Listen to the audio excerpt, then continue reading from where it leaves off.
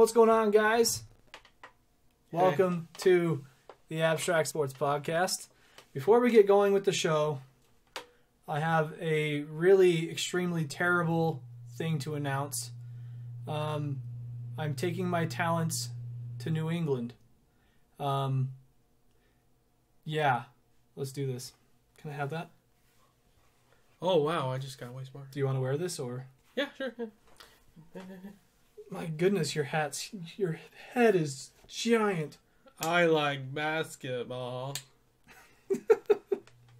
That's how small my head is. It just looks like a thing that goes right on top of your head. Basketball is my favorite sport. Do you like the way they dribble up and down the court? Yeah, and then get fouled or think they get fouled and then complain about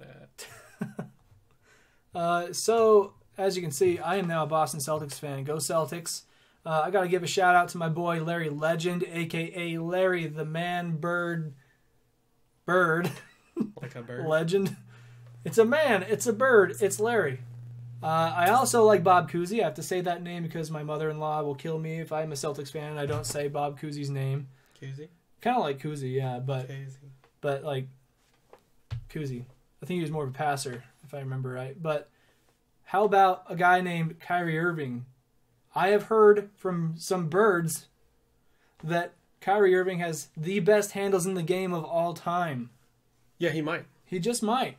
I mean, there are other guys out there like Jason Williams and Jason Kidd, people like that who have a chance. But I don't know. He's a magician with the rock, as the kids say these days. He's a little emotional.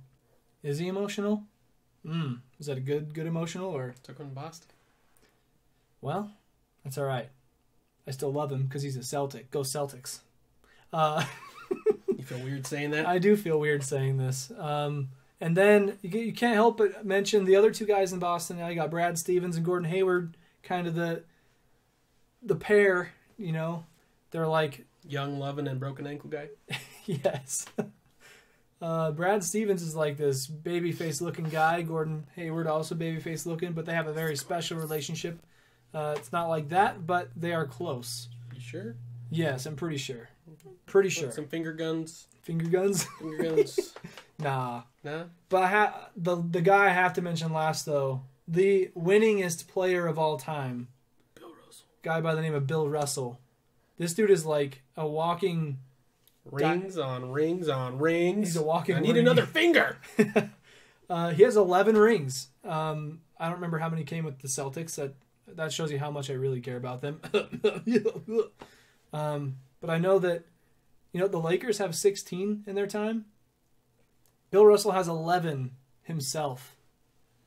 That's insane. So, Lakers suck. So, no. Yes. Yeah, they totally suck. I don't like this at all. Lakers suck. Beat LA. Beat LA.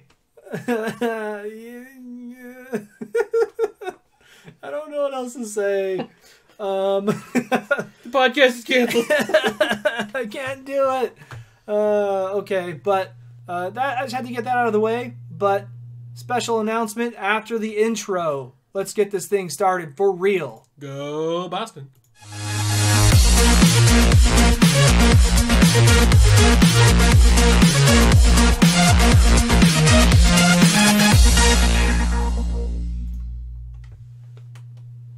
All right, so the big announcement is that I'm actually going to be giving away this fancy little hat.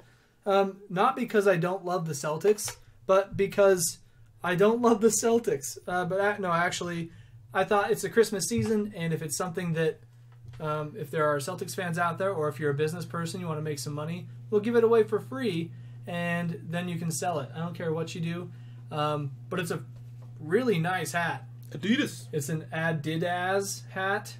It's got this sweet Celtics logo pattern on the brim.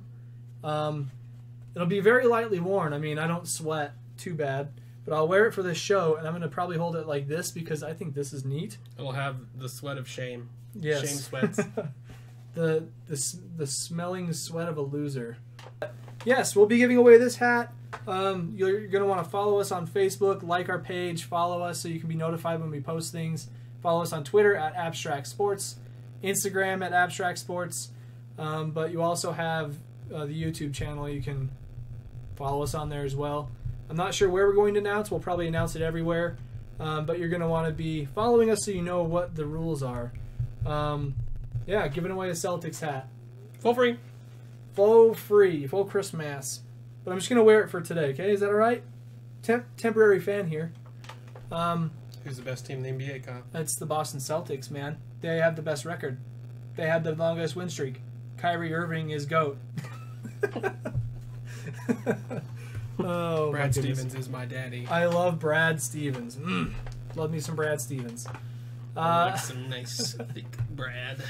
But welcome to episode 33 of the Abstract Sports Podcast, where we're bringing sports back to life from abstract yet popular angles. Sort of? Yeah, just a little bit. I mean, we are live. We're talking sports. I mean, sorry, I had to get my shirt all untucked from my boobs. Hashtag BSB2L if you want to tweet to us. Bringing boobs back to life. Whatever. If you want to get us trending on Twitter for whatever reason, use hashtag BSB2L, and then people can start seeing our faces more, and it'd be fun. But we've got a hell of a show for you guys today. Coming at you live on Facebook.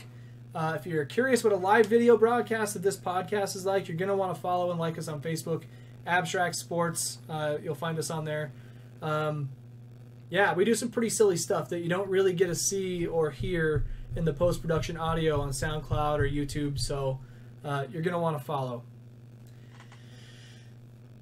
Micah. Yes. I'm all over the place.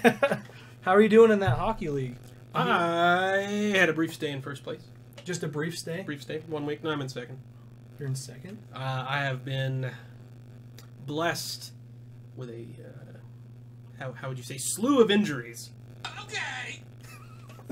Wrong one. I wish you could rename these. I believe the one we were looking for, let me find it. Oh, the injuries one? Would be either... That sounds pretty accurate if your team is ridden with injuries. And when it happened, I was like... Classic Wilhelm. Yes. I like it.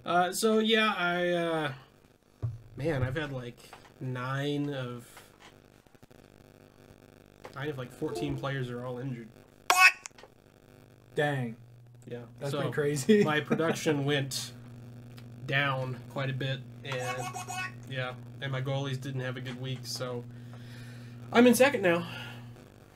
Well, hey, it's better than where I'm at in fantasy football. I mean, that's true. You're top 2, I'm bottom. Super duper bottom. Well, the one I'm in top 2 isn't the one that we're in together. Right. So, but yeah, in that fantasy league of football, I'm in numero uno. Good job. Yeah. Proud of you. Yeah. Respect. There's a little hockey talk for you. I haven't been following hockey, honestly, at all. Bye. Now, I'm the host of this show, and I don't talk about sports. Not all the sports, only the ones I like. I'm biased. Micah left again. He always leaves me. Hey, how's it going, Race? Love the shirts. I need one. Sweet. What size of shirt do you wear? We could probably make something happen. So Micah's doing all right in fantasy hockey. Kyle's not watching hockey. I'm not watching hockey. I do like it, though. I apparently here in Idaho Falls, we're supposed to get a semi-pro team. Maybe. Be years. It's going to be a ways down the road. But when it does happen, I'll be going to a lot of games. I mean, we go to a lot of baseball games here. Kansas City Royals affiliate. So we go to a lot of games. But hockey-wise, so those are a bit more entertaining, in my opinion. Baseball is a little quicker than baseball. Yeah. There's some hits that happen, and it's not outside though. No. Baseball, you're outside. Mother Nature. Is that spitting seeds? Would you say it's cold in a hockey rink? No. Or is it just because there's ice? People are like, oh, it's cold. I've never noticed. I've sat nosebleeds every time. It's if you're in a professional rink, it's no different than a basketball game. Okay. Because the ice is formed by the chilled concrete. The concrete is chilled. So it has to be down. Yeah. Down there. Yeah, it's not the ambient temperature that affects anything. So, like at the Spokane games I went to, in like the early fall and late spring, you just take your jacket off. Yeah, I don't know. I think it's just like a mental thing. You get in there, you're It like, is. oh, it's ice. They're skating on ice. That means I'm cold. It is, and I'm sure down on the floor it's a little cooler just because it's like heated floors in your house. It makes you hot. But these are cool. It's a chilled, it's a frozen floor, quite literally. Yeah, and I mean, there's a rink up in Moscow, Idaho. I've been there a few times, but that's like very up close and personal, and it's always cold in that. And that's also a tent, pretty much. Yeah, there's like So the only heat source is like space heaters, basically. yeah, that's a tent. And like the rink here in Idaho Falls is a shed. Yeah. It's a big shed, but it's a shed. It's a fancy shed. It's a metal-sided shed. Race double XL. I don't have any double XLs, man. I'm actually out. I'm out of XL and double XL. But you know, I think as long as the podcast keeps going, I'll probably get a new order of shirts. But with holidays around and like this being like a low budget deal, I can't order shirts until probably next year sometime. But I'll be sure to get some double XL. I'll get some XLs. Unless we get some donations. Yeah, if we get donations. Donate. We don't have that ability on Facebook as well as we Venmo. did. Yeah. Oh, why don't I have a Venmo yet? I don't know. Just put it up on the screen. Be like, oh, you want to support the pod? You want to pay us for us being stupid on the internet? Want to pay the pod?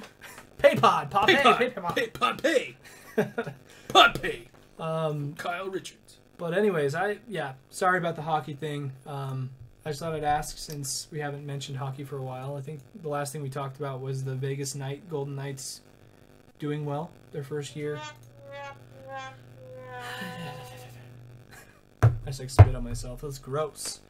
But I want to talk a little bit about some MLB because in the offseason there's not a lot of huge stories that really happen. Baseball. Some baseball. I mean, today's a pretty packed episode, I'm telling you. Baseball? What are Baseball? you talking about? Some baseball? Baseball? Got some baseball for you. Sick graphic. Yeah, courtesy of your boy. Go Boston. Number one. So there's some there's been some interesting things in the news about Derek Jeter. He's now the CEO of the Miami Marlins. He actually got that position just back in August, so he's really new to the position. Here's a guy who's trying to be the guy at Players Tribune and run this whole thing. That's sort of like his main deal. But now he's CEO of the Miami Marlins. Pretty busy dude anyways. I mean, he's like one of the most liked baseball players in recent times, I would say. But now he's the CEO of the Marlins, and what does he do? He goes and trades potentially the best player in franchise history, from what I've read. I mean, it's Giancarlo Stanton. You know that name if you watch any baseball at all. But he traded Giancarlo Stanton to the Yankees. That sounds familiar. That's- Jeter, Yankees. It sounds a little bit fishy. Sounds a little bit Jetery. I mean, Jeter played how many seasons? Every year. His whole season. His whole season. His whole season. He played his whole season. His whole life season at the Whole life Yankees. season. So he's definitely biased towards the Yankees in a certain way, but is he really that biased to send this guy to the Yankees? Yes. Okay, well, I did some digging, and here's what I found. I'm going to quote this article from... I didn't quote it. Shoot, where did I find that? I'm going to say Bleacher Report. I think that's where it was. But basically, for Giancarlo Stanton, the Marlins are getting second baseman Starlin Castro, a pitching prospect named Jorge Guzman, and shortstop prospect Jose Devers. So you have two people who aren't even technically in the big leagues yet, and one guy who is a second baseman for the Marlins, or now for the Yankees, for the Marlins. Sorry, I'm all backwards. But on top of that, Miami also gets some financial relief. And from what I was reading, it was saying that they were bleeding like millions of dollars annually because they had too much money in their payroll, or there was a salary cap of some kind. Is that a thing? Mm-hmm. Okay. Well, not a salary cap, but payroll. Payroll. You can the franchise itself be like, we're hemorrhaging cash. Okay. Because they're paying people too much money and okay, makes sense. And here's why they're going to save a whole bunch of money. Well, wait. Yeah, sorry, I'm all mixed up. Stanton is going to be getting paid $265 million over the next 10 years. That's a lot of money. It's a ton of money. And then there's like an extra $30 million if he decides to opt into his contract at the end. That's a lot of money. So that could do a lot for the Marlins. It's over $250 million. That's so much money, man. A lot of money. But apparently, when they were losing over the summer, it was like inevitable that there was going to be some management changes and new ownership coming in. And so he was like trying to be the player coach and say, I think we need to do this, blah, blah, blah. And they were like, no, we don't want to do that. And so the people who are saying no, that's like Jeter and their squad, like when they came in. Yeah. And so sort of created this disconnect between him and management, and he didn't seem to want to be there. That's what Jeter said. We'll talk about it more in a sec, but Jeter said, quote, one thing that I understand is that you don't want to have someone that does not want to be with your organization. We talked to him about our plans moving forward in the future, and he wanted to continue his career elsewhere. That's what Jeter said. So he wanted to continue his career with Jeter's old team. I guess. Still fishy. I don't... Super fishy, like can of tuna right next to me. Like, fishy. why wouldn't you try to make things, like amend things with this guy? He's MVP type material. Yeah, I mean, maybe they're going for the Chip Kelly thing where you get rid of LaShawn McCoy. Oh, wait, that didn't work. What happened there? Sorry, I'm like going to look for something right now. Traded LaShawn McCoy to the Buffalo Bills and then got fired. Oh boy. Yeah, trade. Does that mean Jeter's going to get fired, you think? Probably not because he's Jeter, but I don't think trading away your inherited team's best player is always a great idea. I'm not sure. Yeah, I mean, when you're only in that position for 2 to 3 months and then you make a decision like that, you're not starting off your management career on the right step. And it's not really management, he's CEO. It's a little different. Yeah, it's still fishy. I mean, it's kind of like Jeannie Buss for the Lakers. And I'm only using this because I'm familiar with their organization. But that's like her making player calls because she's like a co-owner of the team. Isn't that weird, or is that just a normal thing in the MLB? I don't know. Because like there's got to be owners and then management, which is usually who deal with players. And there's Jerry Jones, who's both. Yeah. He basically runs the city of Dallas, right? That's what I heard. Pretty much. But just to spout out some things about Stanton, according to Wikipedia, he's a 4-time All-Star, including this year, a couple of years ago, 2014, 2012. He was the National League MVP this year. He's strong. He's strong.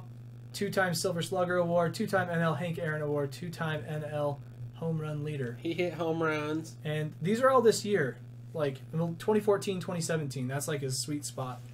No, there's a certain magic to how the ball comes off his bat. I agree. It shoots off his bat. It's like kaboom jam. Pretty much. It's like, I don't think that ball should be traveling that fast. So his career stats, 268 batting average, which is like, okay. 960 hits, 267 home runs, and 672 RBIs. Ooh, that's weird. Home runs, 267, RBIs, 672. Wow. We need the X-Files theme song. Wow! Wow, what a... Wow, Kyle! That's insane! What got into you? Is that what the Laker fan in you has got you angst? Big baller brand, boy. I don't know what to think. But let's talk Hello, about... anybody joining the podcast. Yeah, we got one guy. But you got just lean forward to look at the screen, and his face is like, whoa! But, you know, crazy. Aside from this decision on Derek Jeter's part, I have nothing against the guy. Like, career-wise, he was always, like, a decent dude. Played well. His wife? Micah is fond of his wife. His wife? Hopefully Bektar's not watching this podcast. Oh, boy. Oh, Christmas stress is around. It's in the air. Who cares? She doesn't care. I don't care. I know when I think of Jeter, I mean, you know me, I don't know baseball all that much. You could hear that I was stumbling over that entire segment. It wasn't your smoothest. It wasn't my smoothest. I was really fumbling through it, but I mean, you're just so consumed with your Boston fandom because they're having a great season. Yes, I know. Their record is great. The best. It's the hugest win percentage of all. It's the best in all the land. But I do know that Derek Jeter's a classy dude, and I appreciate him for creating the Players Tribune. It's sort of what he started that as his, when I leave baseball, this is what I'm going to do. And it gives you a really cool perspective into players' lives, and it's very current. Whenever something happens in a certain league, that a player around that situation will write an article about it, and it sort of enlightens the fans, like how the player sees that situation from a first person perspective, as opposed to like us being out here like, why'd you do that? Why did you leave the Oklahoma City Thunder? Why? Because you're Snake. Is that a snake? Yes. Yes, Kevin Durant. But I mean, Players Tribune is awesome. I actually share a lot of their articles on the blog or the Facebook page. Plus, I can't help but think about his last game, getting the walk-off single. That was pretty magical. I mean, that was like... They didn't really even... It didn't matter. It's kind of like Kobe's last game. He got 60 points and it didn't matter. Kobe? Hey, as a Paul Pierce fan, I know when I see a GOAT. Okay? Super Paul Pierce fan here. Number 34 all the way. You struck me as a KG guy, but you know. KG? Am I really that aggressive? Damn. I don't think so. Or, you know, a Rondo guy. I do like Rondo. He's my playing style. What about a Ray Allen guy? Ray Allen. Bomb those trays. You mean Jesus Shuttlesworth? Jeez. He was in a movie. Oh. His name was Jesus Shuttlesworth. Gotta watch the See? True Boston fan. Telling you. Taking it serious. But no, I really liked Rondo's playing style because we're kind of talking basketball now, but since we mentioned it, it's a tangent. I love tangents. His hands were huge. He's got big hands. Not like Kawhi Leonard hands, but big for a point guard. But like, if I were a player in the NBA, I feel like I'd be him because I'm not the greatest shooter in a competitive situation. Like when I'm shooting around by myself, I can shoot pretty good. But when I get into a game, I'm like everything falls short. I'm just like my fingers swell up and I'm like, oh. Sounds like a Lakers player. Which one? Oh. Well, think about Lonzo. More like all of them. Lakers just come up short, See, man. I could compare him to Rondo too, because he's more of a pass-first guard like Rondo is. But he's a Laker. Like Rondo, he would be out on the three-point line, and people will guard him like 10 feet away. They're like, you're not going to shoot that. At least nobody's done that to Lonzo yet. He can still hit the shot. But I hate him, though. Yeah. I hate him so much. Oh, he's the worst. Boo! But anyways... Clearly, Derek Jeter still loves the Yankees. You can see your heart breaking on the inside. I'm just gonna be a mess being a ball all this week. Keltron, just a mess. I don't know who I am. Have to rediscover myself. Who am I? So that's a good transition into some football. I don't know where the transition came from. Oh, it's right here. Whoosh. Hand egg. So some big news in the football world for all you cheesehead fans. Aaron Rodgers will be starting. No, not only is he cleared medically to play, he is going to start. I saw it in the news. It's real life, guys.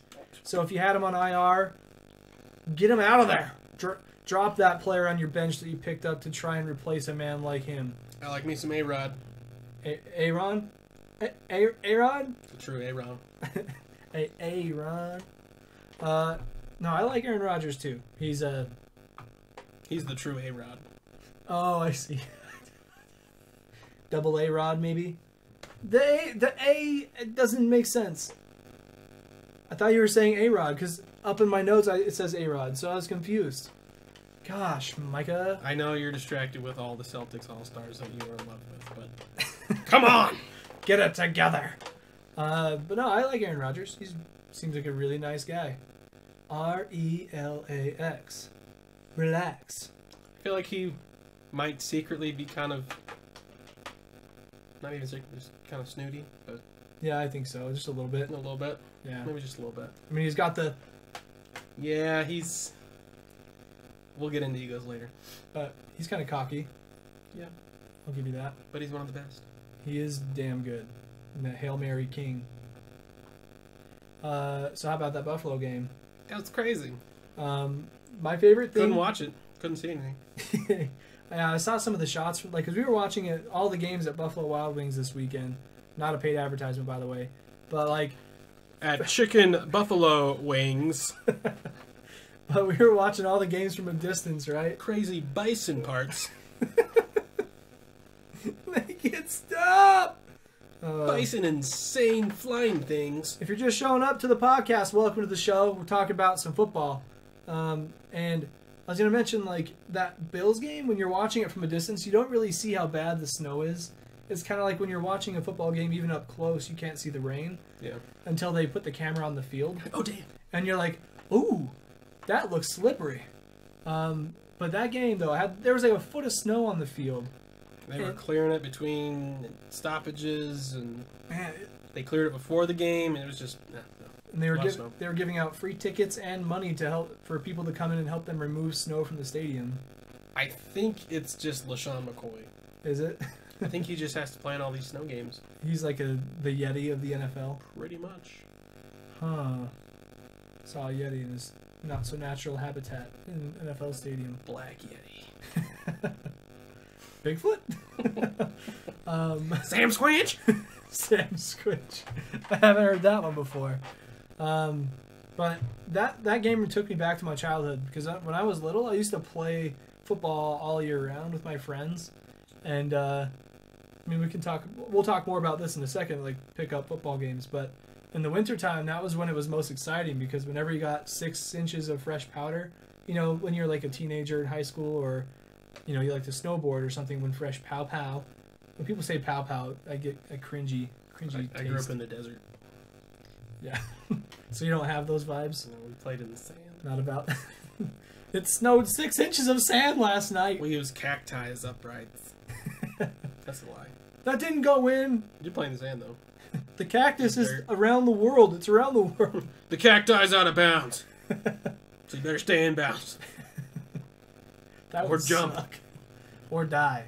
But yeah, when we got 6 inches of snow when I was a kid, we were like out in the front yard, like making sure that all the snow was packed down by the end of the day from us running around everywhere. If you hear curse words, it's because my wife is killing one of our cats. Not literally, figuratively, but she's angry with him. What are you looking for there? My little sister. Micah's got the tools.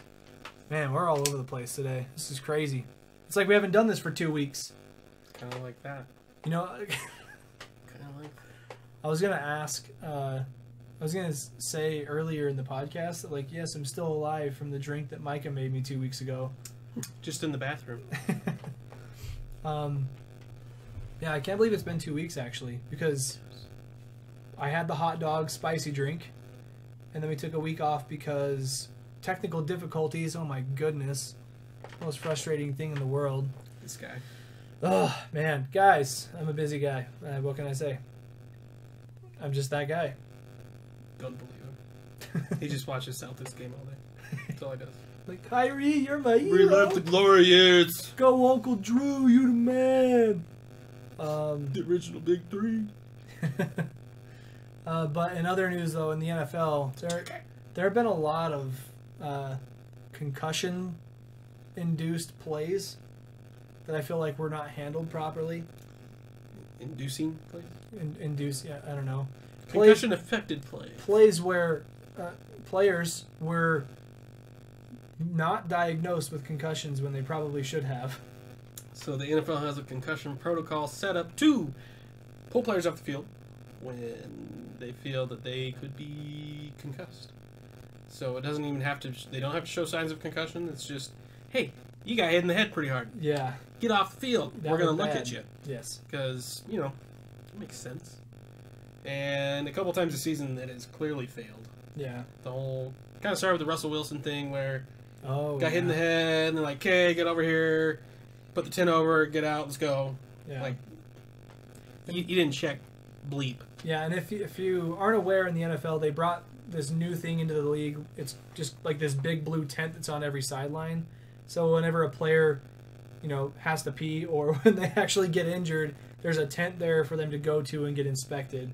And I don't know, this is something we could talk about, but that's where they go for their concussion test. Like they do the eye test. And who do you play for? St. Ghana. I was going to say St. Louis. I'm like, wait, that's a correct answer. Derp.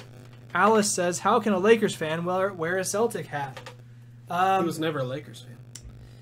You have to go back and watch episode 31. Rewind. Towards the end, actually, was it? Yeah, it was 31 or 32. 32. Towards the end of the episode, I made a bet that. You lost. Who was the bet again? It was Ohio State. Ohio State and Wisconsin. Wisconsin. And Ohio State was definitely the better team. Yeah. Wisconsin was ranked higher, but numbers don't mean anything, as I should know. That's not my game. So I made yet another bad bet, and my payment was to be a Celtics fan for a week. So look out for the Celtics posts. We're actually giving away this hat as a Christmas present. I mean, I'm only wearing it for a day. And for New Year's, we're giving this one away. No, we're not. That's mine. That's a Christmas present. It's an early Christmas present from my padre.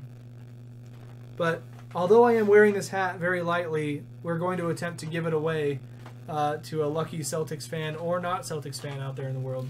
And we'll be giving this to the largest donor this week. $1. $1. Gotta buy your own hat, Kyle. Yeah. You're giving yourself money. Yeah, you could easily just one up the largest donation. Just outbid them. Oh no! Look. I'll pay him. Okay. This guy named Tater Deluxe just keeps donating more and more dough. Alice says Celtics fan for a lifetime. That's an impossible bet to hold up. I would never make that bet. We could bet on the national championship game, and yeah. No. We will bet on that. I mean, I think that's purge yourself of all Lakers fandom. You know what I think we should do? For the next bet, I've got it. We should, for the Christmas Day basketball games, we should pick the winners, and whoever gets the most right is the winner. Okay. It's on. So you can pick whoever you want. Well, shoot. I can pick whoever I want. I pick Golden State. And well, yeah. I mean Golden Snake. And well, we'll see. Who's all playing? When we get to the end, we'll look at the schedule. We'll see what's going down. But I think that's a pretty fun way of doing it. Then we're paying attention to every single game on Christmas. I still won't watch it. Not that I don't, anyways. I mean, I watch them all. They're all great. I mean, it's just tradition for me, anyways. So, anyways, back to concussion protocol. It's been failing. Russell Wilson goes into that blue tent that I mentioned, and he just pops right back out. Nothing. You can tell nothing happened inside that tent. They didn't test him. They watched him the whole time. He doesn't disappear from the screen. He's there. Says okay. Yeah. There's no one in the tent with him. And that's just a blatant. They're trying to cheat the system. Yeah. I think the one that happened this week wasn't Tom Savage trying to cheat the system. It was the system failing him. In a very big way. That dude basically had a seizure on the floor of this stadium, just shaking, convulsing, couldn't move. Not something you want to see. No. Nobody wants to see that. Yeah, no. And kept playing. He played one or two more plays, and they pulled him out. They're like, oh, he's hurt. It's so crazy, man. Part of me wonders if they introduced the blue tent almost so that they could hide their concussion protocol, or hide the things they're doing for players, that people can't judge them on their falling short or something. Well, I think it's a level of privacy because there can be some intimate regions that are hurt. I get that. And also, I mean, you have the opposing coaching staff being like, "Oh my God, look, Rodgers is down with a broken collarbone." Yeah. So they can take away some strategy by taking the tent down. A linebacker gets pulled with a groin, but the other team doesn't know if he's coming back or not. Right. So yeah, it's definitely an added element, and I mean, I've seen in games where players will have to pee on the sideline, and they will have towel guys and all kinds of people stand around them with towels, trying to block the view. It's put a freaking porta potty on the sideline. I mean, want to see my dog? Yeah, players got to go pee. Let them go pee in an actual place where they don't get let's make a viral post on social media real quick, like, oh, I saw so-and-so's butt cheeks. I don't know if you've ever tried to pee with football pants on or gear. No. It's a lot of work. There's a lot of There's some layers down there you gotta get through, and it's tight. I believe it. There's a jock strap, and it's bad. There's a lot of layers. That would not be fun. Yeah. But speaking of injuries and things like that, it really sucked to see Carson Wentz go down for the Eagles. Dude was having an MVP caliber season. That's like this. I've been saying that's like the second quarterback this year who was having an MVP caliber season, who ended up finishing with a season-ending injury. The other one was Deshaun Watson. I mean, as a rookie though, probably would have got Rookie of the Year. But if they went far enough, he could have had it. Could have had them both. I mean, Houston's done jack since. Yeah. So. And man, it was looking good for both of those guys. Philly has a chance though. They're a complete team, and as far as backups go, Nick Foles is pretty good. He was a starter a couple years ago, and he did well when he played. 7 touchdowns in a game. Yes, that was crazy. That blew up the internet. I remember that. But from what I mean, Carson Wentz, after he injured his ACL, didn't he get up and throw a touchdown? Yeah. The next play. Yeah. So he heard it on the run for the touchdown that got called back, and then we were watching it live. And we're like, that looked like it hurt. Yeah, that sounded nasty. Sounded nasty, looked nasty, and then he was standing there. I was like, oh, he's hurt. And I saw a video of him walking before that play, and you see his knee like moving around. It's like, dude, get off your feet. He's walking gingerly, but they show him get up, and his face, like, he's a ginger, so he's gonna be red anyway. But sorry, Cal. No, his face is like bright red, like that hurt. Bleep, bleep, bleepity bleep. Stay in the game. Win. Must win. And they run a play, and he hands the ball off, but he basically stands there, gives him the ball. He's like trying to doesn't really move, and that doesn't get in. So then he stands there in the pocket and throws a touchdown. But he's not bouncing. He's not moving. He just stood there flat-footed and just had the ball. That was crazy. It was a better catch than it was a pass, but he threw it. They ended up getting the win. Yeah, flat-footed. But they ended up getting that win, and they clinched their division with that win. Yeah, they're in the playoffs. So, I mean, we kind of expected that anyways, but now things are a little more uncertain than they were, but Nick Foles, I think, will come in and do a pretty good job. To move on a little bit, we're going to talk about some college football. We've got some college football playoff coming up this Saturday. Or not playoff. Sorry, bowl games this Saturday. The football playoff starts after Christmas. That's correct, right? Yeah, it comes before. That's New Year's. That's New Year's is the first game? Or the first round of games? First round. So the first round is New Year's Day? Yeah, Monday. I think it's the 31st. 31st, so Sunday. Might be the first, I don't know. And then a week later... It's New Year's weekend. New Year's weekend, there'll be one game, and then you have one more a week later. 2 games. 2 games, yes. Sorry. I'm saying one round. I know you're just obsessed with KG and Paul Pierce and Rondo, but...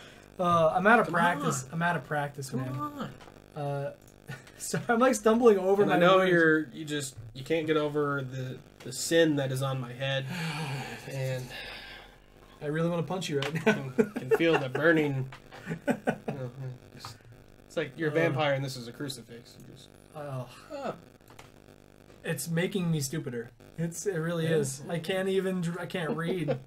I'm looking at a calendar. I'm like, I see everything in green. Where's the top and where's the bottom? Everything's in green. Why can't the good old Irish luck save me for this one? No. You're after me, lucky Lakers. Anyway, there's some ball games happening this Saturday. The only one that we're really kind of thinking of watching, maybe, and just because it's a team that's from Idaho. Boise State versus Oregon. Boo. That's fine. Yeah, we don't like the Broncos, but if they're the only team in a bowl game, we'll root for them, I suppose. No, we won't. If you like the Broncos, that's fine. Just unsubscribe now. And just kidding. Like literally everybody that follows the page is a Broncos fan. Yeah, Boise's coming in ranked. Oregon's not. Oregon probably going to lose because they lost their head coach. And Boise's at home. Yeah. Oh, no, they're not. They're in not. Vegas. They're in Vegas. It's not home. So, wow, man. Well, Well, I just remember, dude. I was They're even the away team in this game. They're closest to home. In no way are they the home team. I hate you. Yeah, I'd say Boise's probably going to win. I agree. I'll go with that. Yeah. I mean, I'd love to hate them, but, They show up to big games. That's the thing. Yeah. That's what they do. They're number 25. Oregon is number nothing, so...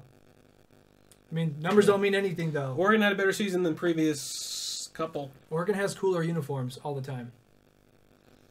Yeah. Yeah. Most of the time. Yes. I will say, I like their Boise's matte black helmets. They are nice. Pretty dope. Mm-hmm. I agree. They do some things right. Education. They don't do that right. But let's talk about the best sport in the world. Hockey? That was probably perfect timing for the podcast because, like, there's the sound, and when the word dropped, it was like, hockey? Hockey? Oh, man, that's great.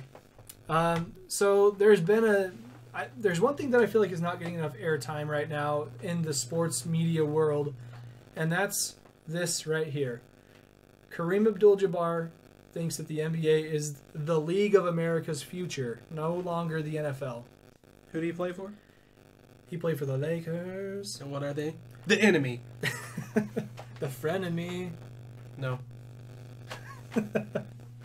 Yeah, he's probably Kareem, top 3 all time. He is one of the GOATs, okay? But he's up there. He's one of the Brady's. But I think it's a really interesting discussion because, I mean, I've been a basketball fan all my life, but I've dabbled in other sports quite a bit. And when I say dabble, I really mean that. I was never like a super big baseball fan or like a huge football fan. I followed players mostly. But in the NBA, I've always been like... You're a people's person, Kyle. Yes, I am. But I've never developed a liking of a team like in the NBA. Just trying to be... Like the Celtics? Trying to be generic here. Like your Celtics fandom? Just like you developed your fandom for the Celtics? I like the Celtics, yes. And their history and their players. Oh, their history is great. Man, you just embrace their rivalries with teams and just... their colors... Beat LA, man. I like their colors. I actually have a tattoo of a clover on my body. That's not a lie. It's not. I've seen it. Oh, is that a... It's on his peen. It's on his calf. It's on my calf. Yeah, so maybe I am a true Celtics fan. And no, I'm just like trolling everybody right now. Oh, good for you. Yeah. I'm like, I got a free hat out of Micah. All right. No, we're giving it away, guys. We're giving this away at the end. And this one, to the biggest donor. And when I say at the end, I mean sometime in the next couple weeks we're giving it away.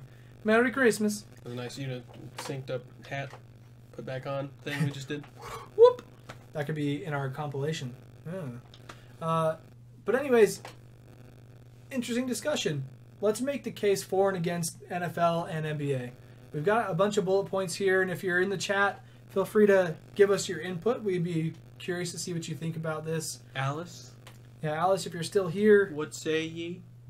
Can you find out who's watching? You used to be able to. Okay, maybe not. If we click on that. Oh, there it is. No. That doesn't show you who's watching, though. Dang. But if you're in here, feel free to add to the discussion. But here are some things we listed for the NFL on why it's better than the NBA. One thing that I listed is that it's a contact sport. I think that, the basketball, when I was younger, I would always say that basketball is a contact sport. And, it still is, But it definitely is not quite like football. I mean, the way you end the play is you tackle somebody. Yeah, you tackle them to the ground, and sometimes there's a hard hit, and concussions happen and stuff like that. But, I mean, that type of contact is a different kind of physicality. It's more of a strength and athleticism thing than a fine skill, where basketball is dribbling. It's very, you have to practice forever to get really good at that. Like Kyrie Irving, for example, my boy, best handler of all time. But also shooting a ball into a little hole, I feel like it just takes a totally different skill set. You think about all the different players, and I think you mentioned this, but she says she's here. Alice, you're here. Okay, well, let us know what you think. Is the NBA or the NFL the most popular sport in America? Tell us what you think. Or the future. Oh yeah, the league of the future. Let us know what you think. But well, I also listed celebrations ? Because in the NBA, there's not like a set time where you celebrate. It just kind of happens. You mean mug somebody. Yeah, but the NFL brought back the ability to use props, and I think the fans love that. It's done a good thing for the NFL, given the circumstances of things that have gone on around. And yeah, it made it a little more fun. I agree. It's been harmless so far, so I think it's yeah, there have been a couple of fines handed out, but not for something that's like, oh, what? Why? Would he do that? yeah, that's kind of what it was getting to. Yeah, so I think that is a plus that the NFL has over the NBA. And then you had this one. Oh, so what are you doing? Oh yeah, blue means me. Blue means Micah speaks. Go, Micah, go. So the NFL has bigger teams, so caters to different kind of athletes for different positions. So maybe you're not the most hand-eye coordinated guy. What? But you can run real fast. What? You can play defense. Yeah. Or you're never going to throw the ball, but you can sure lay a block. Yeah. Lineman. Or you're not the fastest dude, but you're not the biggest dude, but you have some skill. You're a fullback. Or you can run real fast, and you can make lots of cuts. Be a halfback. There's a lot of different accommodations in the NFL, whereas I feel like the NBA, you got to be able to shoot. You got to be able to dribble. You don't have to make free throws. Yeah. Shaq, DeAndre. DeAndre's gotten a lot better. True. That was accidental. Maybe he hasn't. I don't know. The phone affects no wall. So I just there's more spots people can like. I guess I don't know if that's what I'm trying to say, but like I think it makes sense. People follow receivers because they were a receiver, or they like defensive players or quarterbacks. It's just I don't know. There's just more to like. I think. It's a variety in basketball. I think what you're getting at is that in basketball, each position does a lot of the same stuff, whereas in football, every position is like a specialty. Yeah. Linemen are the only people on the team who do a similar task as another guy. Yeah. They're all blocking in the same direction to create a hole for the running back to get through. But then you've got the running back that's a specialty position, fullback especially. Skilled positions. And then, tight ends who are like blocking receivers, that's like super specialty. Kickers, there's just a variety of different types of and builds of players in the football league. Cornerbacks, linebackers.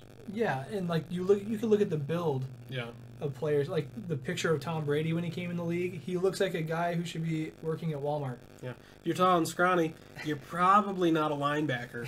Yeah. Or a lineman. You're probably receiver, quarterback. Yeah, so I mean, like if you're a tiny little person who has like big quads, you're a field goal kicker. If you're a scrawny person who can maybe take a hit but can throw a ball really accurately, you can be a quarterback. Yeah. Like it's like I think the opportunities are endless for people who want to go into football. There's so many positions they can pursue at a certain size. I feel like kickers are the people, like those are like the real specialty positions because they usually get a kicker. You keep them for forever if they're good enough. They don't miss kicks. Blair Walsh. Walsh, man, he's had a tough career. You got that Aguayo guy who got booted out. Yeah, he's all mental though. Walsh, I think, is just a lost cause. It's just bad. So, but a part of that is now kind of in the NBA. There's a bunch of super teams. NFL can't really do that. You really can. There's too many players. Yeah, there's too many positions. You could if there wasn't a salary cap, but Rodgers, Brady, Roethlisberger aren't joining forces because they all do the same thing. Yeah. And there's going to be two guys on the bench, one guy playing. Mm-hmm. And so you don't really see the super teams. You see really good teams, but not super teams. Whereas NBA, I don't really want to watch Golden State play Cleveland for the fourth time in a row. And we know how it's going to end. It's not fun. I hear you. I totally agree.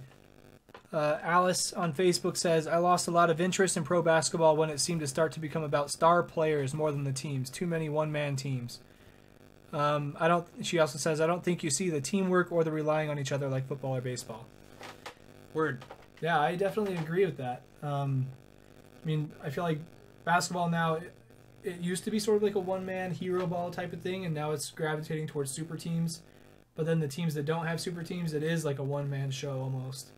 Unless you're Russell Westbrook, and then it's only a one-man show. Yeah. But then they still got Paul George and Melo to help him out. It's like, holy crap. I think he's gets caught up in the triple-double stats game. You see him looking at the scoreboard all the time. I mean, it's definitely not a secret, I don't think. 2 more rebounds, okay. But I think, yeah, that's one spot that I think football really owns the NBA. And I'm okay with that. I think it makes it so that people can follow different sports for valid reasons. Like, every play in the NFL, like, really, really matters. Whereas in the NBA, you get a ton of possessions in a game. Yeah. A lot of opportunities to score. And a lot of that has to do with just, I don't know, pace, length of quarters, and whatnot. But one thing that you mentioned, I'm going to say it though, one thing that you mentioned is that the outdoor aspect of football is really cool. It's, the elements can affect the game, as we saw this last week. Yeah, the Bills and the Colts playing in a foot of snow. That was really cool to watch.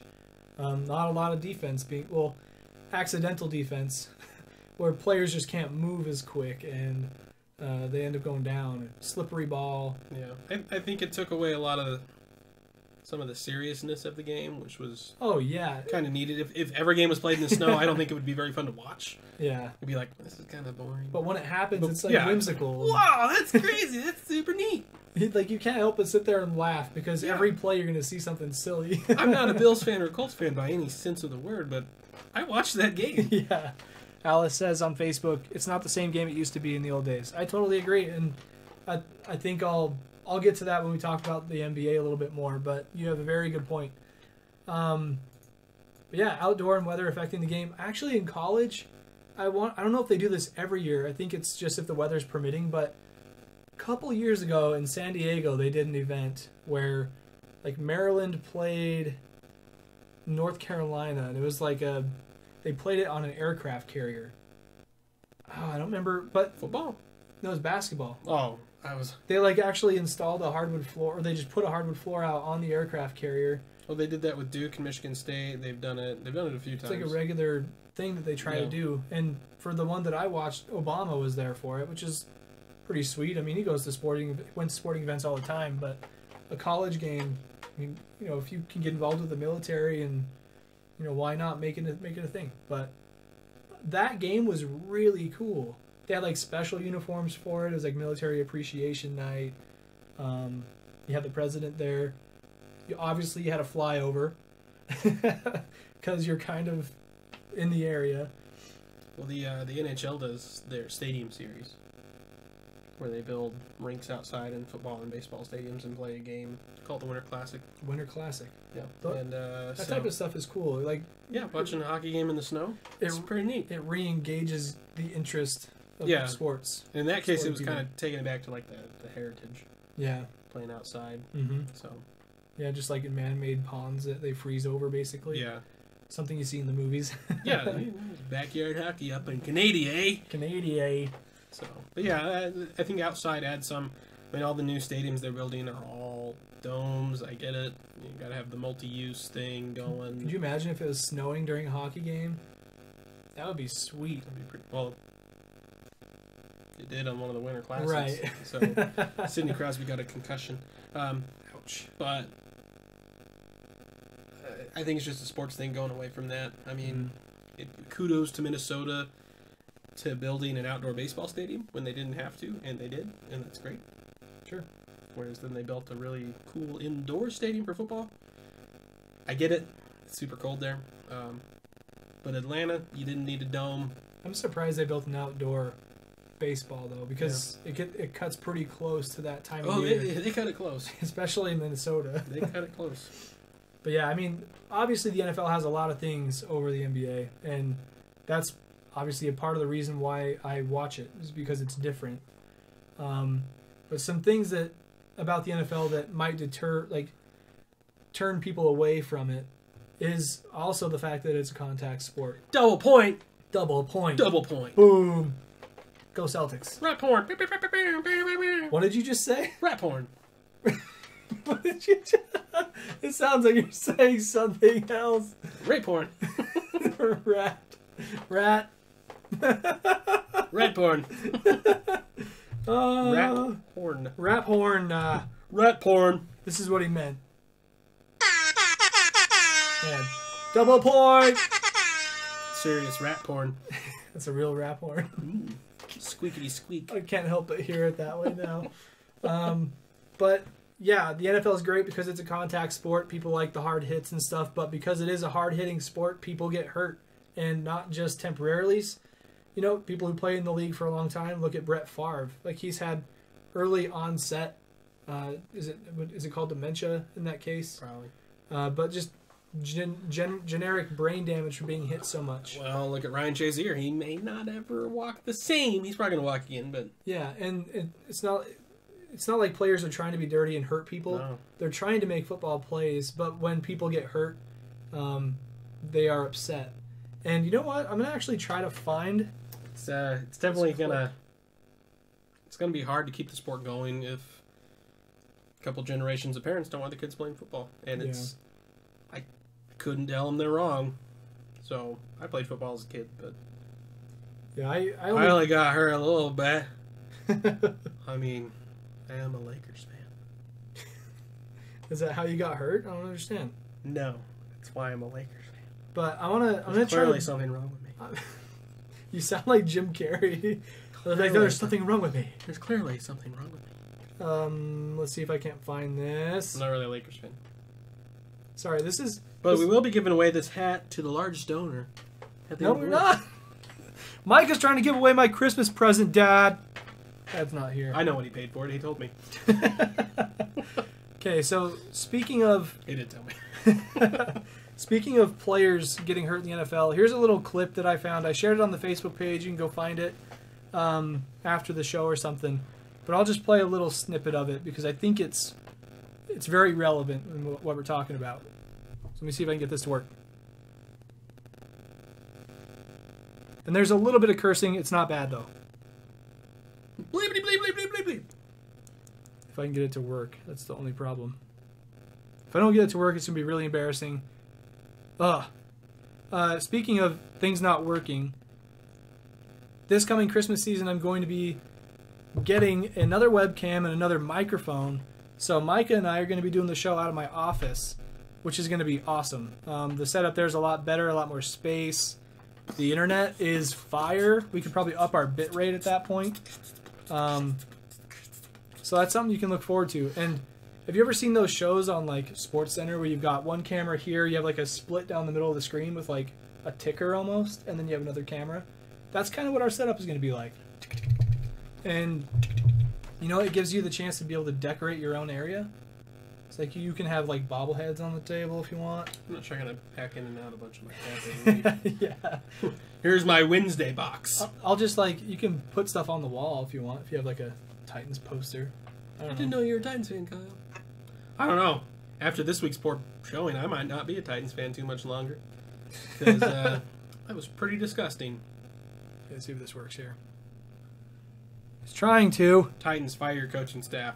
Now.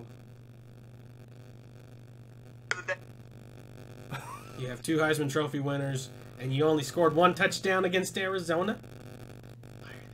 Wow, this is pretty bad. You know what? Screw it. Just go watch it on the Facebook page. You'll see a guy in a beanie, and the quote on it says that football is my competitive side. He basically talks about that thing I was mentioning where, you know, players aren't trying to make dirty plays, but just because of the timing of a certain throw by the quarterback or the positioning of a player trying to make a play on the football and then getting blocked really hard, that's just a football play, and people just happen to get injured. Yeah, to ask football and try to change it to where people don't get hurt or be upset when people do get hurt, it's not going to happen. It's a contact sport. You'd be taking that element out of the game. Yeah. And even you get hurt in flag football just because there's freaking 22 bodies on the field, all running at full speed. Yeah, no pads. No pad. You're going to get hurt. Doesn't matter what you do to the game. There's going to be injuries. There's injuries in basketball. I mean, you can tear your Achilles like Kobe did turning down the lane. There's injuries in baseball. And I think just because there's somebody hitting somebody else, that's why they're like, oh my gosh, get rid of this. Yeah. I mean, I'm not saying you can't improve it. Right. Clearly, as we talked about before, the concussion protocol is a broken system that needs to be improved. Yeah, and it seems like they're always doing research to try and come up with new helmet technology to try and counteract a little bit of the hard hits. But yeah, basically what this guy's saying in this video that I was trying to show you is that, like, he was talking about an example when Andy Dalton threw a pass there was just not a good pass by him. He was putting his receiver in danger, and he went to tackle or like hit the receiver in the gut, but because the receiver dove down to get it, he ended up hitting him in the head. And that's like, he said, it's like $50,000 out of my check because wasn't trying to hurt him because he threw a bad ball. Yeah.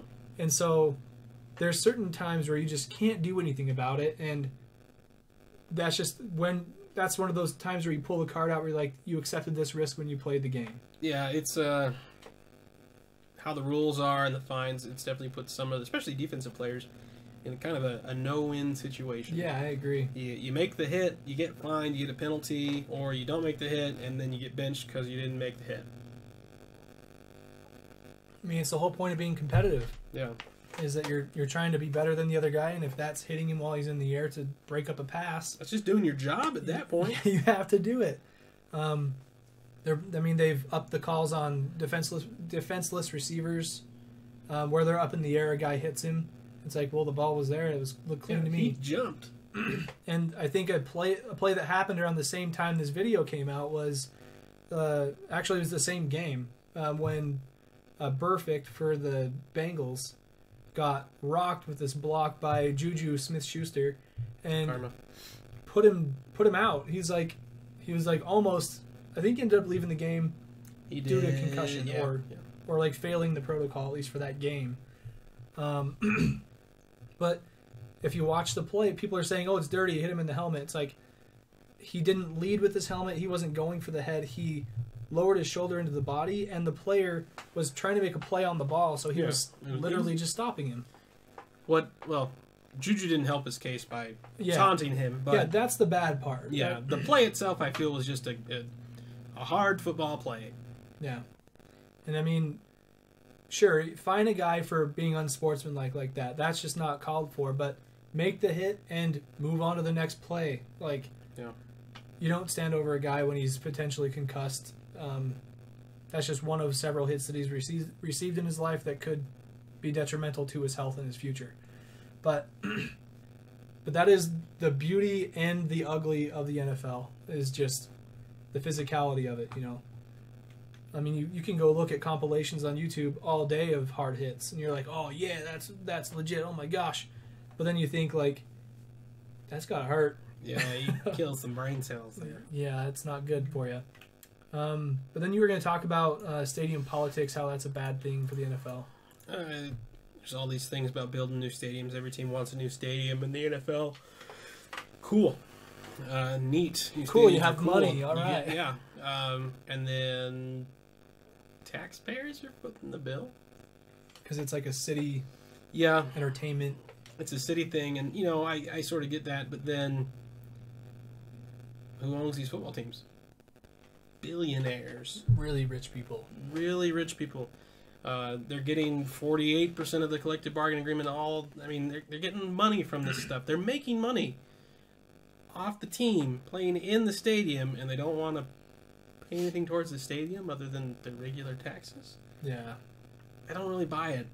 Doesn't make sense. And I understand why some towns are upset about it. If you dig down, that's the root reason of the Chargers moving to Los Angeles. Because San Diego said, no, if you want to build a stadium, go for it, but we're not paying for it. And the NFL said, oh, okay, fine, we'll go to L.A. Well, guess what, Chargers? Nobody wants you in L.A. You can't fill up a soccer stadium. It's so dead. It's very dead. There's more fans for other teams. So kudos to San Diego for saying no. It kind of sucks they lost their team. I wouldn't be surprised if they go back. eventually, but that's just kind of what it is. I wouldn't want to build a stadium for a billionaire here. Yeah. I ain't no billionaire. Yeah, I don't know how basketball politics work on that either, but teams very rarely move. I guess it's the same in the NFL, but yeah, and I think it's a little easier to swallow that a basketball arena just because it's cheaper. It's significantly smaller. Yeah, it's smaller. You can do a lot more with it. Concerts that aren't just Metallica can come.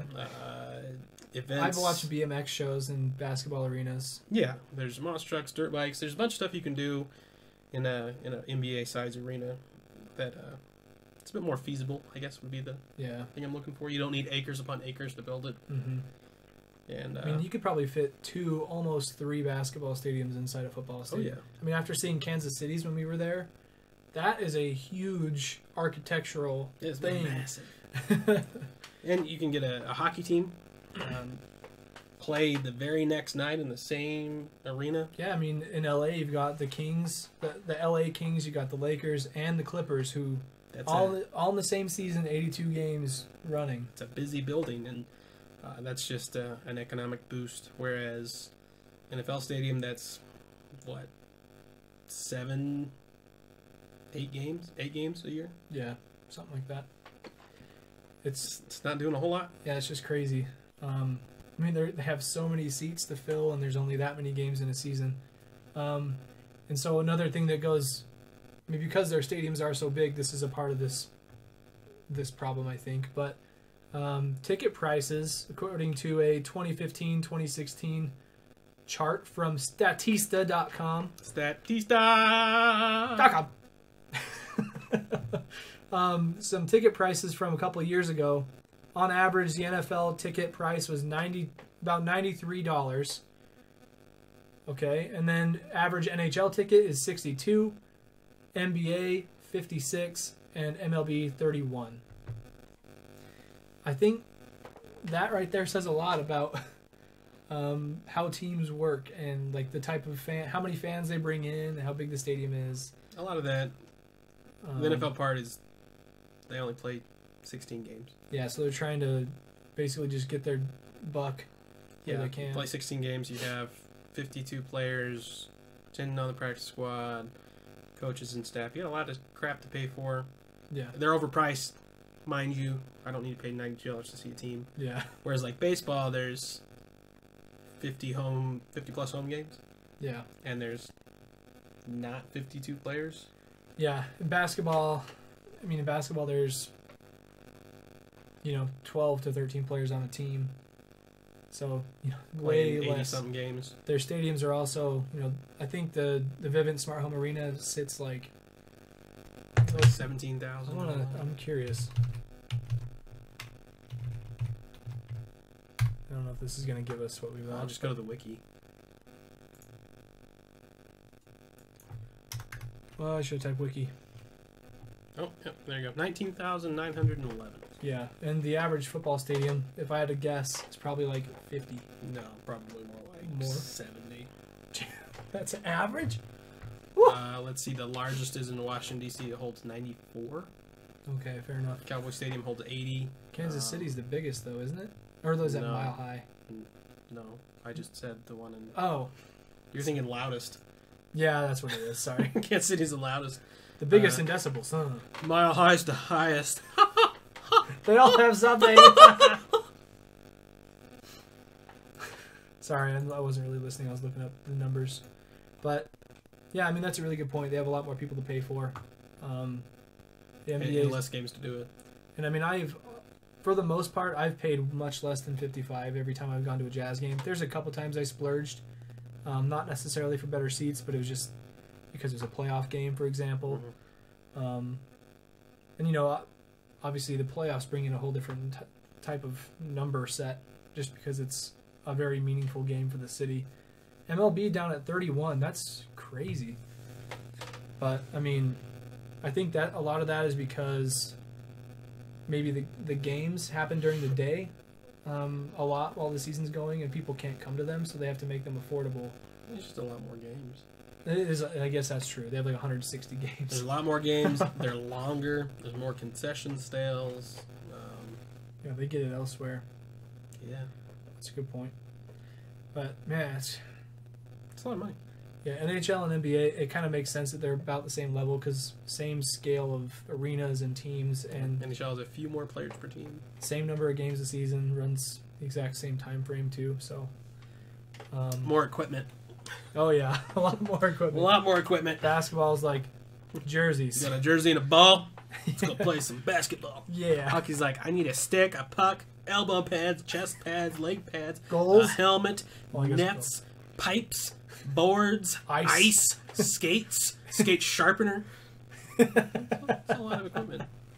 It's a little more overhead. You don't need teeth for hockey though. You don't. Yeah. In fact, it's encouraged not to. Just kidding. I don't know what they encourage.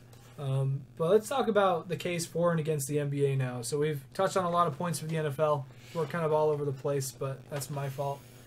2 weeks None off of this now. is blue. Go for it, Kyle.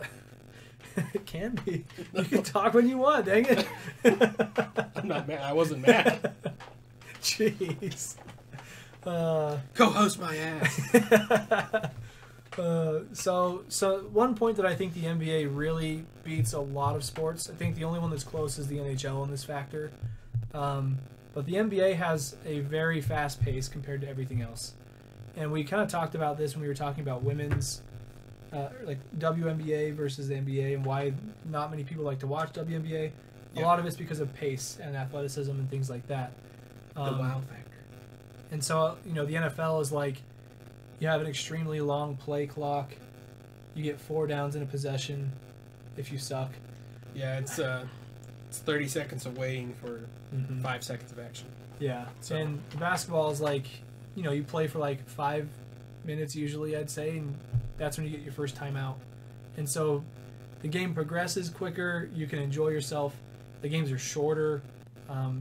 So it has all that going for it, and that's probably a lot of the reason why the tickets are less too, because the games they're not getting all that time. What?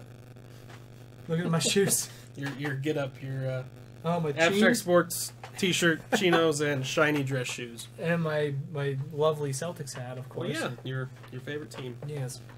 But we already mentioned ticket costs. That's something the NBA kind of wins at. On average, I say we spend like $30 to $40 on tickets when we go. It's not bad. And I that's can swallow it anyway. yeah. It's also not. We don't get like the best seats, but we can still enjoy the game. Yeah. And get there early, go watch warm ups and stuff. So, and to put it in perspective too, playoff game for the NBA in the same seats was $100. That's barely over what a regular ticket price is for an NFL game. Yeah. And it was really exciting. So, but we've already mentioned a lot of these things. I think we already argued a lot of the points for the NBA, but one thing that the NBA has is the schedule. They've got 82 games that people can try and go to during the week. Kind of like the baseball thing. It's easier for people to make it to games. They play everybody at least once. Play everybody at least once. And I think that's true. Should be true. I hope it's true. There's a lot of games, but they do play some teams like 3 times even. Like division games. Yeah. I would hope the NBA is smart enough to have every team play every team. Yeah. Just once. They have the schedule for it, so they might as well. Yeah.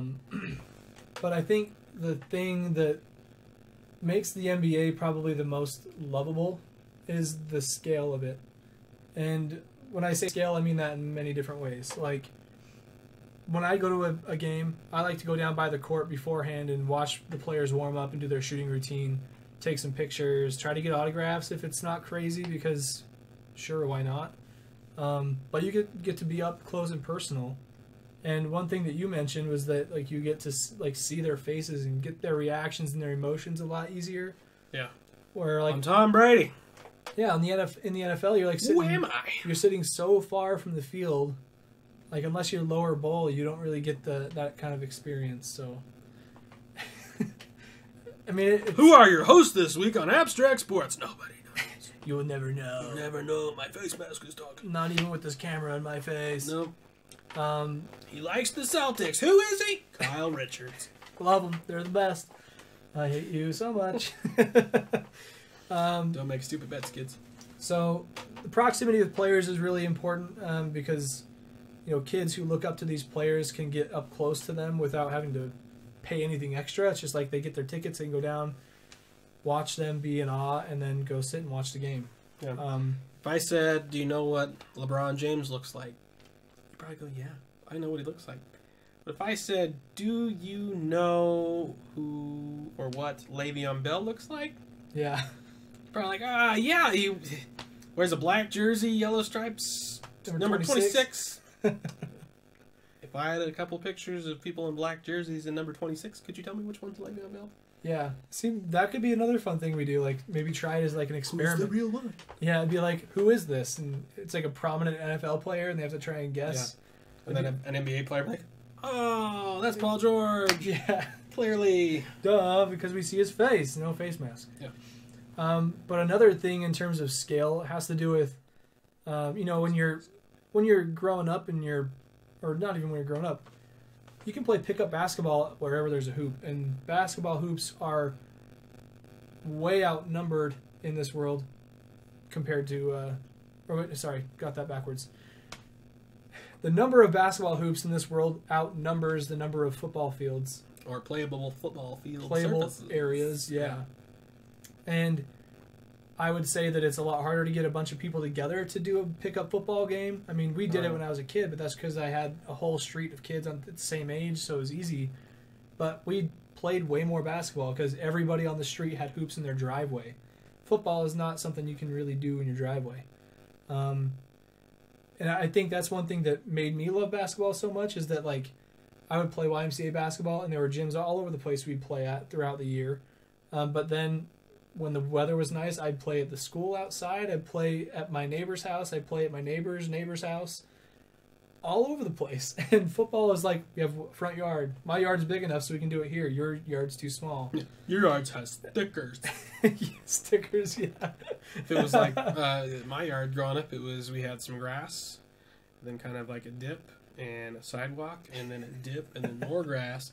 So if you played football in my yard, it was like run, jump, hope you don't break your ankle, then you're back on grass, or just don't get tackled on the concrete because that sucks. Yeah, and the only thing with our yard growing up, there was a huge aspen tree. You could tell it was an aspen because of the way it was. All this nature. But it actually was dead, and so we eventually just like, Mom, we need to get rid of this tree so we don't run into it playing football, and we got it removed because it was just a hindrance to us playing the game. Way to go, Mom. But like our yard, it was like that's where the whole neighborhood would come. Because it was the biggest one, it was on a corner lot, and we had like trees that were in perfect place for a touchdown marker. So I was like, we're going to Kyle's to play football. Yeah, that was our issue. Is the only place that had big enough yard to play football was the school, and we had no way of marking like an end zone or out of bounds. Yeah. It was like, let's just have arbitrary. Yeah. You went far enough. Yeah. Usually we would bring something with us. We would make it a point, like bring a hat. Those are your pylons. Those are your end zones. But then you'd have to have a back end zone so you're not going out of bounds. And then you'd have to try and guess. Yeah. And I mean, in basketball, pickup basketball at like somebody's house is also... There's less logistics involved. Yeah, I mean, the curb is out. You go on the street, you're out. I love pickup sports. That's like some of the coolest cultural things, I think, because... You bend the rules to make it fit your lifestyle. This is what we have. Let's make it work. Exactly. I think that's awesome. Basketball lends itself to that pretty well. Yeah. So that's a pretty cool thing about basketball, and you don't even have to have organized leagues to be able to play. You just go shoot hoops at the gym somewhere. But another thing that the NFL is trying to get into, but the NBA already rules in a big way, is the international appeal. The NBA is like, they're making it a point to play, a couple games a year abroad, and usually it's in London. Yeah, one in Mexico City. And I think it's great that they're trying to make an effort because it is a sport that a lot of people could get on board with. Yeah. But you look at basketball in China. I mean, baseball in Japan is pretty big. Yeah. But basketball in China is crazy. And India, and I mean, obviously you got people like Porzingis coming in the league, into the NBA. So you have people from Lithuania or Serbia. I don't remember where he's from. Latvia. One of those. But when a player like him comes into the NBA, you have fans from that country because they have somebody to root for. And actually... Yeah, Steven Adams is huge in New Zealand. Who? Steven Adams. Steven Adams? I love that guy. He's mean looking. I wouldn't mess with him. I'd hang out with him. I think it's that tribal tattoo. But he's a goofball. It's that dirty stash he's got. That's a dirty stash. And the man bun. Looks like a hipster. Yeah. But yeah, the international appeal is something fierce in the NBA. I mean, the Spurs are like an international player haven. They had Boris Diaw at one point from France, Tony Parker, also France, and then Manu Ginobili from Spain. Pop likes his foreigners. And that's not even all of them. Like, Pop likes his foreigners. But Pau Gasol from Spain, and Marc Gasol also, brothers. So, yeah, you don't really see that too much in the NFL. You had that one rugby guy. Yeah. Played for the Niners a couple of years back. Yeah, the football's a pretty American thing. And I feel like, I don't know if this is like stereotyped, but from the replacements, the kicker is Australian. I think that's just a trend. Is that just a thing that they tried to make funny? Yeah. Okay. Well, the Aussies can kick, though. They got their Australian rules football, which is nothing like American football. It's round. It's just different. Stiff. But they have a weird style of kicking that lets the ball roll a little further. So yeah, catch. I think that the NBA's got a lot of big things over the NFL. I mean, personally, me looking at it from like as objective of a view as I can, I do think the NBA is making a case for a takeover in the U.S. And I think the big thing is the scale that people can get involved with the game. Football is much harder. I mean, another thing we didn't really mention is like growing up when you play. I mean, you already mentioned equipment for hockey, but the same goes for football. Like parents have to pay for pads and stuff. Yeah. In basketball, you pay for jersey and shorts and stuff.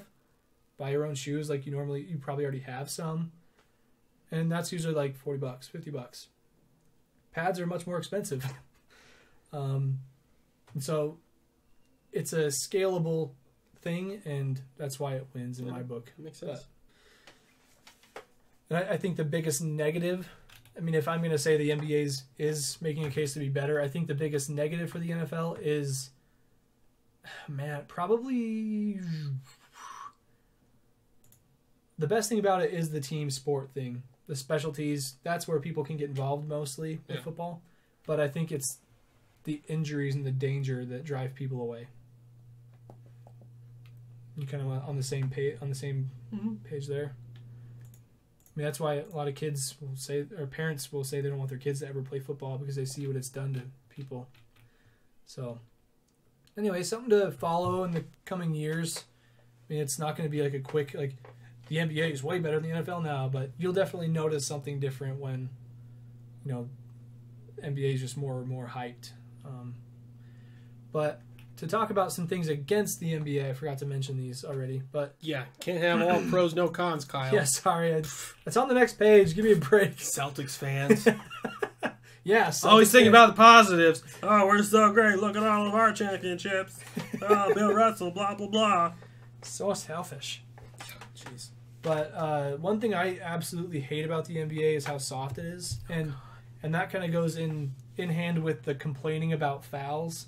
I didn't make it. I got fouled clearly. I mean, like, maybe you've seen that clip of, like, LeBron's complaining to the ref where he has, like, this face like, what?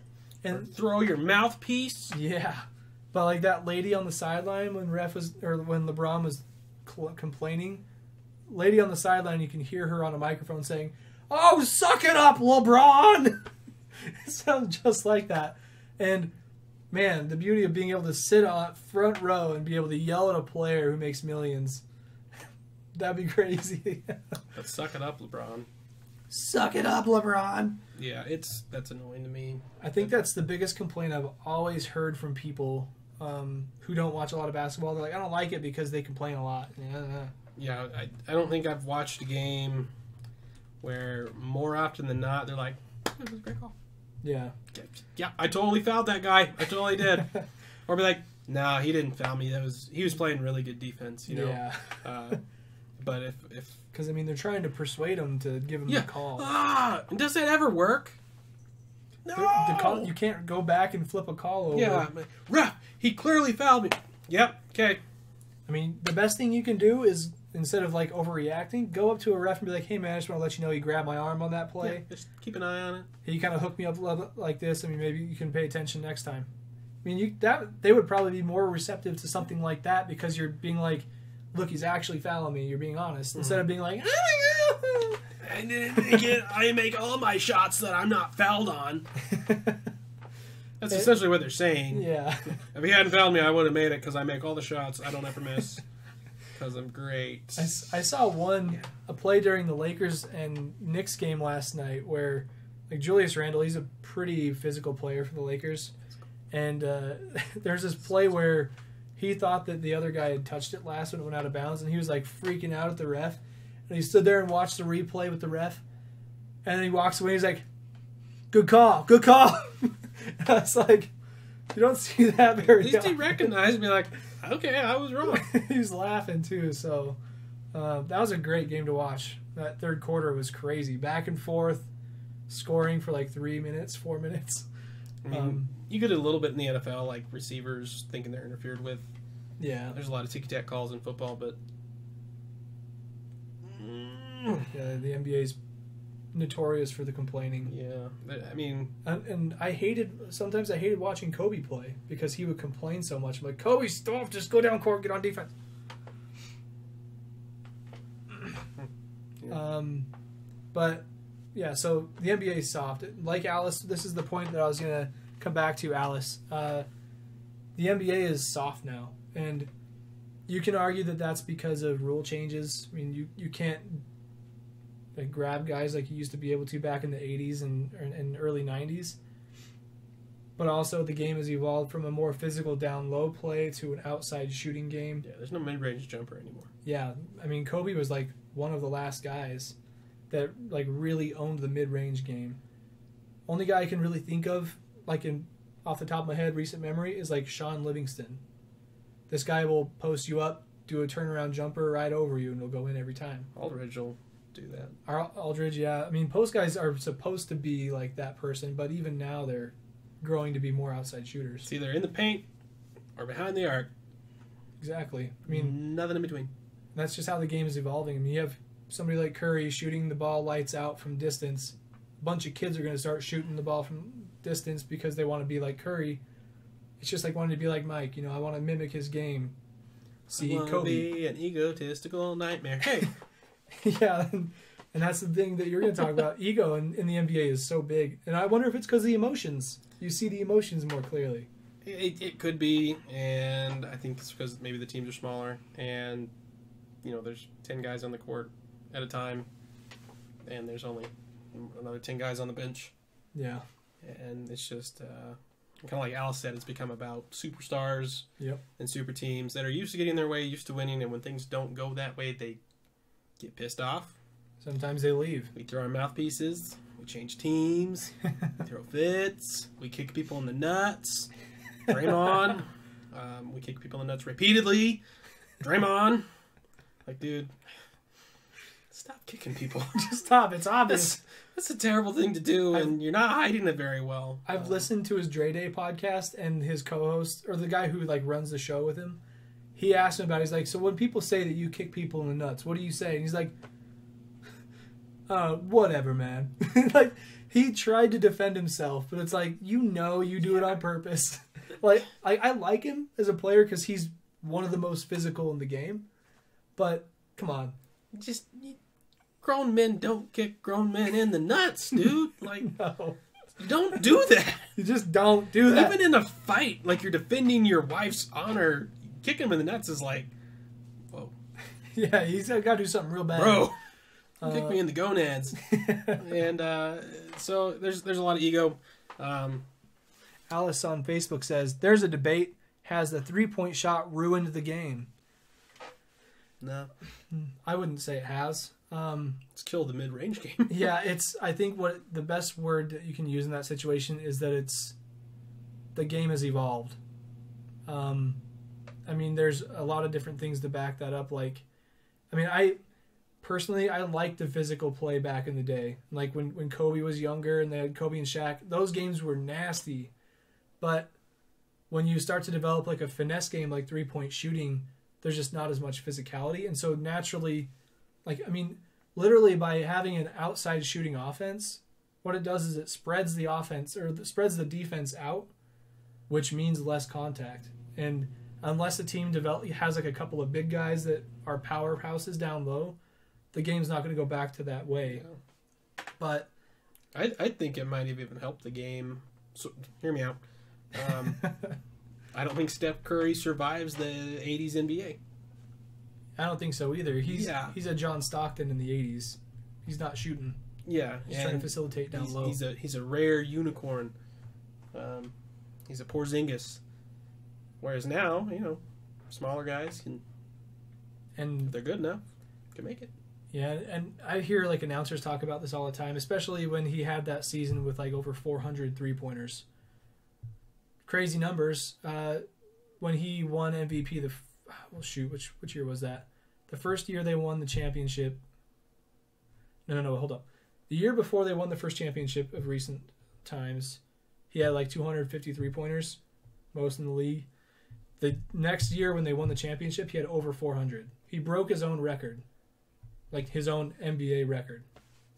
So when you have a player that can shoot lights out like that with a quick release from anywhere, from the logo, like I hear the announcers talking about it all the time. They're like, look, that is a bad shot from anybody else in the league, but a guy like Curry who shoots more than 35% from 3 feet beyond the arc, that's his range, man. That's just what he's learned to do.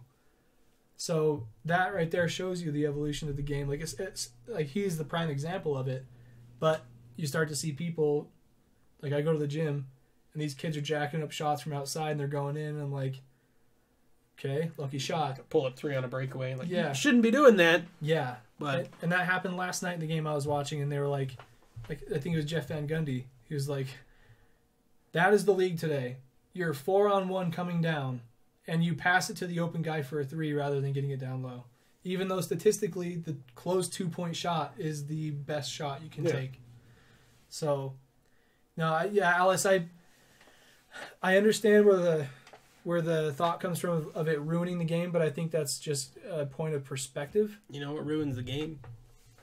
The L.A. Lakers. Why? And this hat will be up for bids at the end of the night. Will not actually. It belongs to somebody. I have to give it back to them later. Ruin the game. But yeah, NBA is just evolving.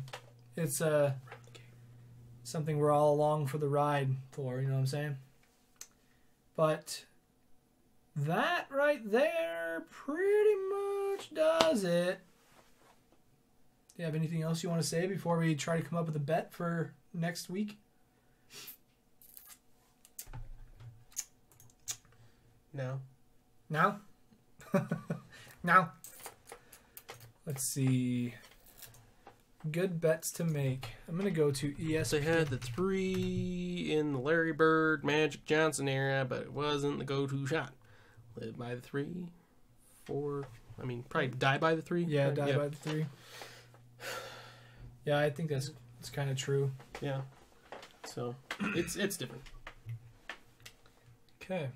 So we're going to find a game to bet on. Huh. Let's see. So the next podcast is going to be on the 20th of December. Nope. We will not be doing a show next week.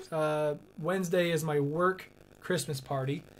And yes, I do have a day job. That's why all of these graphics and stuff aren't all that writes awesome. for the Celtics because they're his favorite team. No. But I actually partnering with a department at my work. I guess I'll put it that way. And we might be doing some promos for them.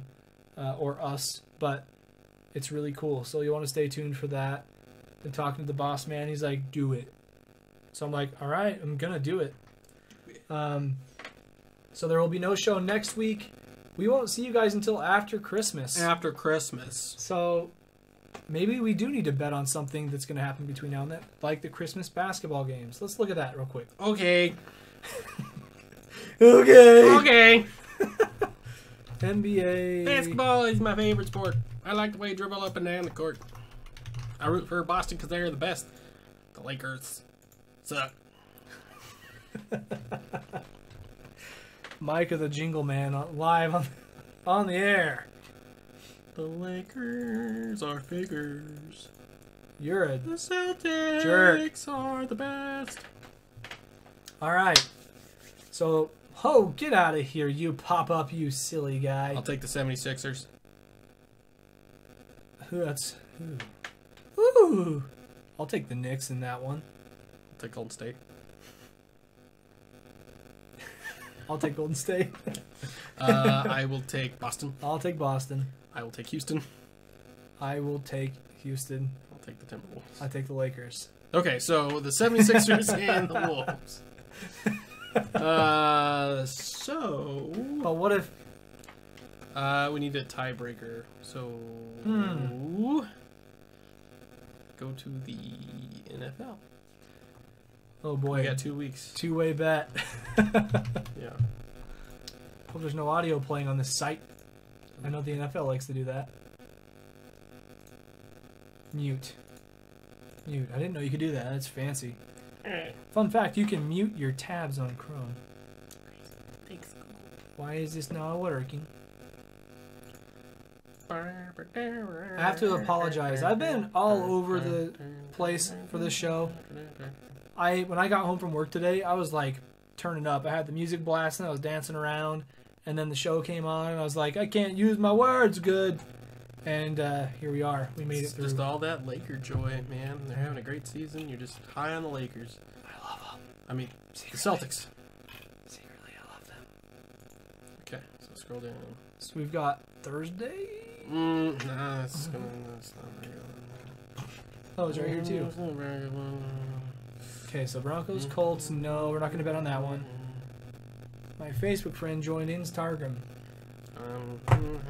Bears, Lions. Chargers, Chiefs, Texans, Jags, Dolphins, Bills, Bengals, Vikings, Cardinals, Redskins, Eagles, Giants, Jets, Saints, Rams, Seahawks, Titans, Niners, Patriots, Steelers, Cowboys, Raiders, Falcons, Buccaneers. Pat Steelers and Rams Seahawks and you could argue the Packers Panthers since they have A-Rod back.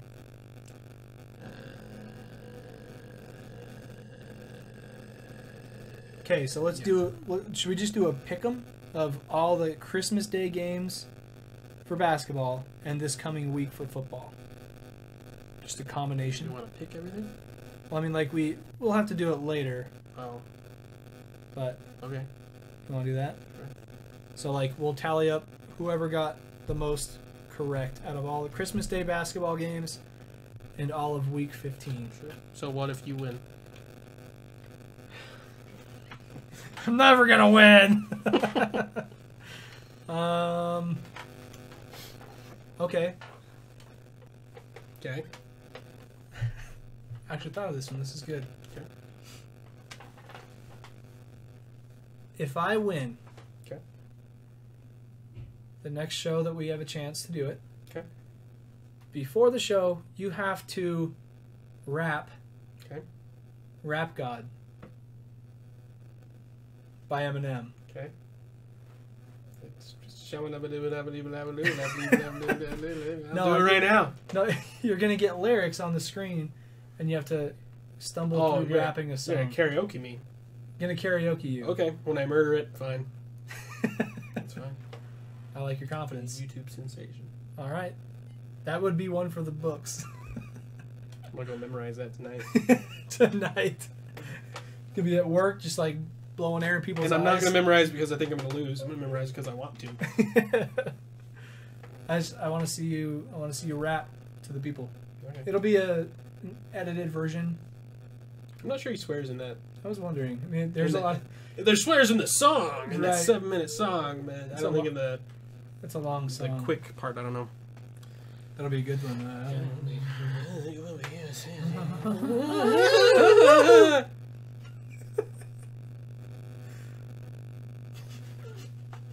We are some cool dudes, man. Okay, now what do I have to do if you win? Caltron doesn't watch this show, does she? No. Okay. She never supports me. So Just kidding. Love you, babe.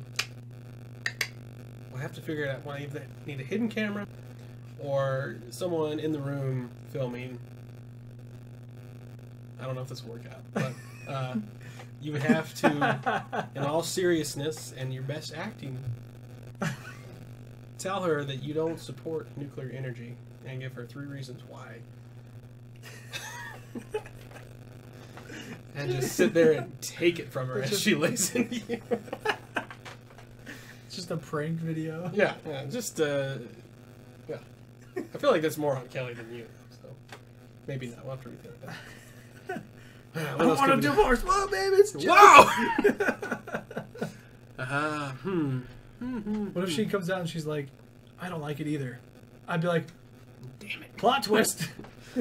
Well, we need to rethink your career choice here, babe. Well, let's have a little discussion. I think that's a pretty good one. I mean, I'll have to set my I need to phone come up. up with a backup one. I don't know. I mean, because it could work. It's just like we're never around each other. Just kidding. We played Pig, Pig. but you're blindfolded. I like that one. That way, he loses in basketball. We'll see. So I have to be blindfolded the whole time? Yep. Or is it like I can look and then shoot? Sure. Okay.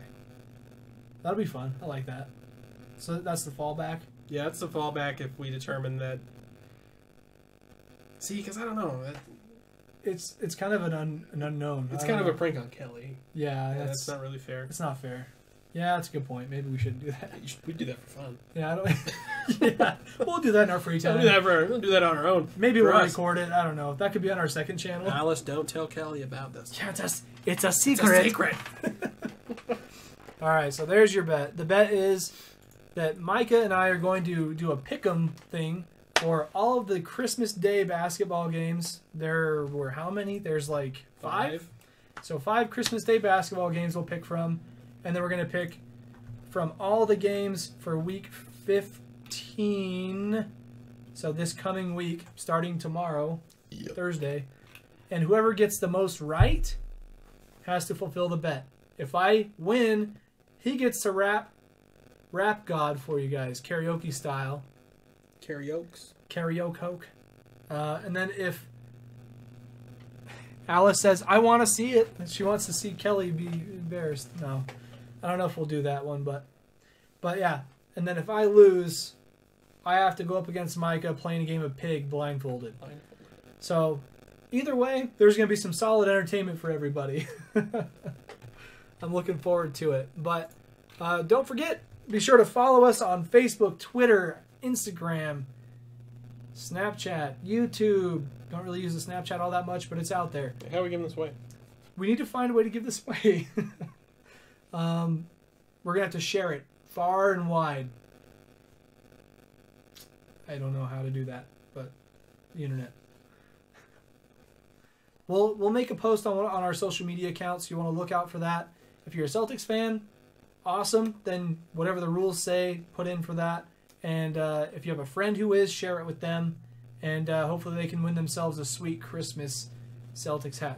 It's not Christmas themed, but it's been worn only once. And it's very clean.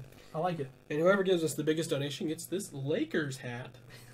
It's got the surprised you're talking logo about here and the Kobe Bryant 24. It's probably worth $4, so donate at least $4. I'm surprised you don't want to try to give that one away for free and sell this one. Well, this isn't my hat to give; it's just my hat to promote. Your logic astounds me. Yes. But anyways, I want to say thanks to Clay for dropping comments on the YouTube channel. He's always doing that every week. Appreciate it, man. Let us know what your picks are. If you want to get involved with the bet a little bit, get at us on all the social media outlets. I'll leave them up on the screen after we're done here. Thanks again to my buddy Micah. Hope you have a good Christmas with your family, even though it is, it's 12 days away, but we won't see you guys until after Christmas. So Star Wars comes out soon. Does it come out Christmas time-ish? It comes out this weekend. Sweet. I know that's a big deal. All the sporting events are doing like Star Wars themed promotions, and it's kind of a big deal, but I think we all knew that already. So I want everybody to have an awesome Christmas. Enjoy your time with friends and family. Drive safe. Travel safe. And we will see you on the 27th of December. Have a good one. Bye.